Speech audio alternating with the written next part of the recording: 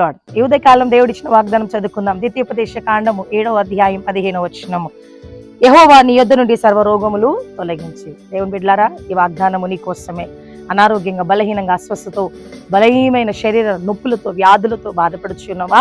దేవాతి దేవుడు నీకు ఇస్తున్న వాగ్దానము. ఏ స్థలంలో ఉండి, ఏ పరిస్థితిలో ఉండి, ఏ అనారోగ్య స్థితిలో ఉండి ఈ మాటలు వింటున్నావో దేవుని బిడ్డ, నీకే ఈ వాగ్దానము, నీకే ఈ వాక్. ఎంత తెలుసా? ఆయన సర్వ రోగములు తొలగిస్తా అంటున్నాడు. దేవుని బిడ్డలారా, ఆయన దుఃఖరండి, మొదలు పెట్టండి, ప్రార్థించండి, దేవుని సన్నిధిలో ఏడవండి.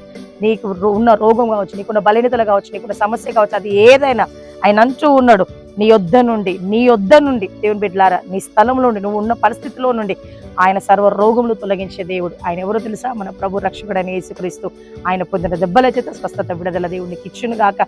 ఈ దినం దేవుడు నూతన ఆరోగ్యం, నూతన బలం, శక్తి దేవునికి ఇచ్చును గాక. ఈ దినమంతా దేవుని కృప, కాపుదల, భద్రత, ఆయన కరుణ కటాక్షం, ఆయన దేవుని ఆశీర్వాదం, సమృద్ధి సమస్తములు మీకు, మీ ప్రయాణాలకు తోడు నీడై ఉండును గాక. Praise the lord.